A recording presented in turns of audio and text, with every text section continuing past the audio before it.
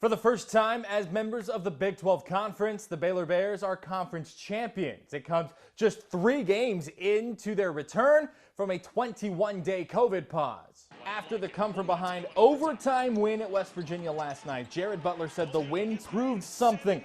Baylor is at its best in one of the best teams in the country when it's full strength. And they weren't against Iowa State and Kansas. We can't win unless we got all 14 guys. We can't win unless all guys are locked in, contributing. It takes all of us to win. And you saw that tonight. You're gonna see it again. You're gonna see it down the road. If you're awaiting the Bears' next game, good news. You only have about 19 and a half hours left to wait. Tip against Oklahoma State set for tomorrow at 6 p.m. In the 3A boys high school playoffs, 2 area teams are having magical runs. One of them hasn't seen it in almost 20 years. The other one has never had a run like this. Nikki Lattarulo shows us the story of how they're doing it and how 2 area coaches are giving their players the experience the pandemic almost took away.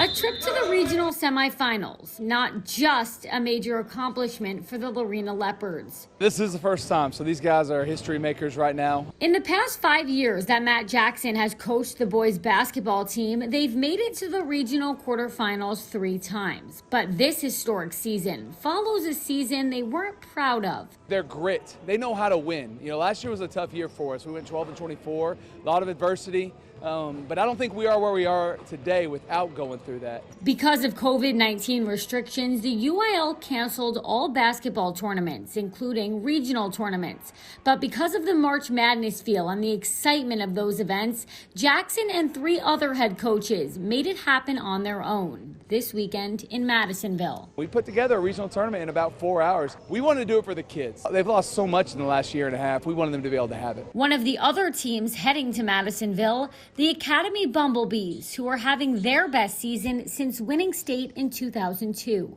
They've been in a lot of big games.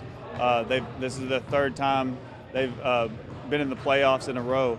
And so I think that the experience of this team, and they don't want to feel the same way that they felt last year and the year before. With 5 seniors on the roster, head coach James Holt says their unselfishness is the key to this season's run. It really doesn't matter who scores out there. I think the guys just they want to make the play that helps us win the best. I think it makes us hard to beat. While both the Bees and the Leopards have a chance to make it to state, only one can get there this weekend.